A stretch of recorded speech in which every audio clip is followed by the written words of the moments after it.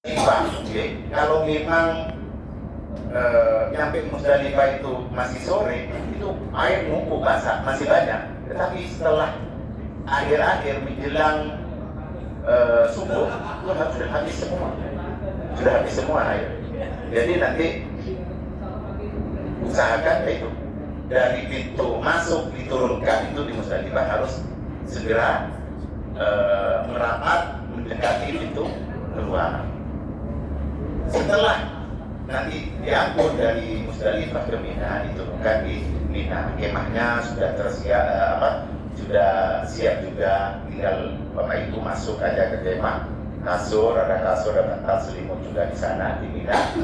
Tetapi menunggu kepastian karena Bapak Ibu ternyata belum dikasih gelang. Nah, seperti ini. Ini gelang untuk Al-Musnah. Jadi dari gelang ini nanti ketahuan panjenengan ini di Arafah ada di maktab berapa, kemahnya di katakan jam berapa, nanti di Minanya jam berapa, ini ada semua. Jadi kebetulan saya sudah dibagi ini, bahkan 2 hari yang lalu sudah dibagi. Ini panjenengan saya tadi kasih sama Gus Robek, ternyata belum dibagi. Insya Allah mudah-mudahan besok sudah dibagi semua. Amin. Sehingga karena ini penting juga itu. Tapi ini bukan apa nih? Untuk ini bukan panjenengan, ini syarikat. Jadi syarikat yang bertanggung jawab untuk mendistribusikan gelang seperti ini. Jadi alhamdulillah orang haji itu murah. Saya sudah dapat 2 gelang begitu. Kalungnya udah banyak. Bahkan ada satu lagi kalung yang saya tidak pakai itu. Alhamdulillah. Jadi gelang sudah dapat 2, kalung sudah 3. Alhamdulillah murah. Kemudian nanti setelah kita menempati kemah di Mina, ya, untuk yang restri. Nah, kalau beda dengan yang safari wukuf, kalau yang safari wukuf itu akan dijemput nanti di hotel. Itu panjenengan tidak akan bareng dengan mereka yang safari wukuf. Itu sudah ada petugasnya sendiri. Nanti setelah Al-Musnah mereka akan diantar ke hotel oleh petugas. Tetapi untuk yang resti, untuk yang lansia tetap ikut bersama. Kemudian nanti setelah di Mina, yang resti dan lansia tetap di kemah. Nanti melontar jumrohnya itu cukup diwakilkan. Banyak yang masih muda-muda, yang sehat-sehat bisa mewakilkan nanti membatalkan untuk lontarnya. Satu orang bisa untuk berapa orang saja. Yang penting kuat. Beda dengan badal haji atau badal umroh. Satu kali niat itu satu orang saja. Tetapi untuk badal melontar ini di semuanya. Jadi misalnya satu orang yang masih muda mau mewakilkan 10 orang untuk melontar, sakit. Setelah melontar sendiri, bergil diakokan nanti, kemudian niat untuk melontarkan yang dibatalkan. Setelah selesai 7 masih ada lagi, niat lagi sampai selesai. Niatnya Gus? Niatnya dia cukup di dalam hati saya melontarkan untuk nama ini, gitu aja. Melontarkan. Jadi cukup niatnya saya melontarkan Jumratul Aqabah untuk bapak ini atau ibu ini, gitu aja. 7 kerikil. Setelah itu, setelah melontar semua, nanti baru tahlul awal. Nah, untuk yang dibadalkan bisa ditelepon. Monggo yang setelah selesai dilontarkan bisa ditelepon yang ada di kemah, monggo untuk tahlul.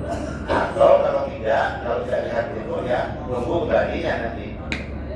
kembalinya ya dari jemaah yang melontar. Kembalinya setelah sampai kemah baru nanti tahlul. Kalau misalnya biar selesai mandi dulu, yang dibatalkan ini ditelepon aja, suruh tahallul di situ, biar bisa antri kamar mandi dari awal, tidak barengan nanti. Setelah itu baru nanti pulang ke kemah lagi. Jadi selama hari tasyrik, jadi 11, 12, 13, tetapi karena nafar awal, maka nanti insya Allah nanti tanggal 12 sudah selesai kembali ke hotel. Apa yang dilakukan di Mina selama itu? Tidak ada lagi ya. Coba kurba fi ayyamin ma'dudat. Faman ajjala fi yawmayn fala ithma alayhi wa man ta'akhkhara fala ithma alayhi liman ittaqa wattaqullaha wa'lamu annakum ilayhi tuhsyarun. Jadi tidak ada lagi wadkurullaha fi ayyamin ma'dudat. Itu aja. Jadi berzikir, baca Quran. Kalau sholat ya pasti ya 5 waktu di situ. Karena kita berada di situ mulai tanggal 10, 11, 12. Jadi zikir, perbanyak zikir, banyak istighfar juga. Nanti Bapak Ibu setelah itu ini pulang lagi ke kemah ya. Setelah Jumratul Aqabah, tahallulnya nanti bisa boleh diledak. Yang Bapak penting nanti tahallul yang memang tahallulnya itu mau sedikit saja, tidak semua. Jadi nanti di pinggir. Setelah Jumratul Aqabah ke pinggir baru dipotong di situ.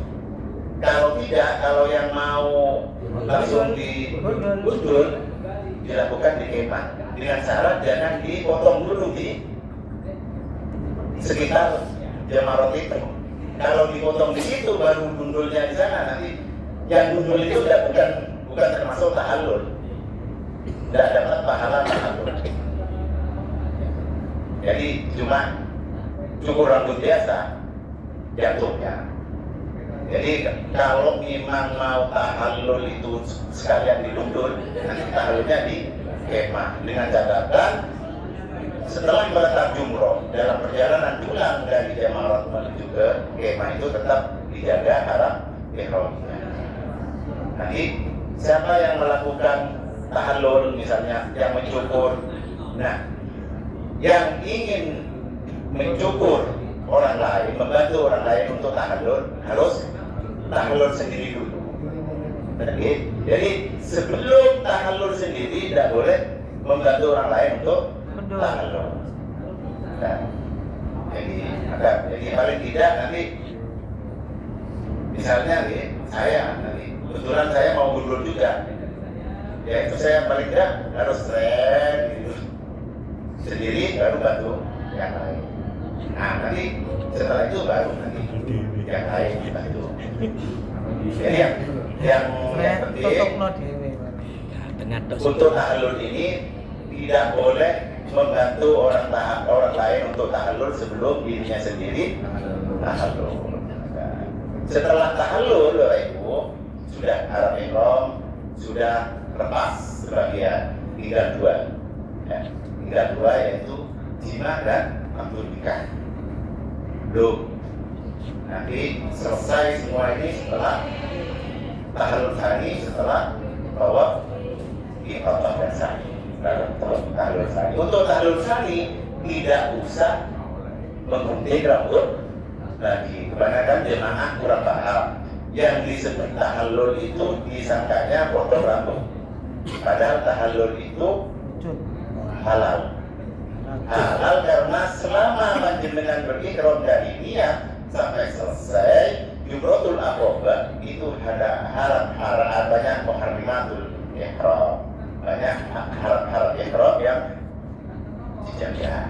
Nah, untuk menandai bahwa haram ihram itu telah selesai, makanya tahallul. Tahallul pertama untuk dalam haji karena ada 2 tahallul. Tahallul pertama itu ditandai dengan memotong rambut. Untuk tahallul tsani sudah tidak usah potong rambut lagi, cukup nanti tahallul tsani setelah selesai tawaf ifadah dan sa'i berarti sudah tahallul tsani itu sudah otomatis. Gitu. Jadi ini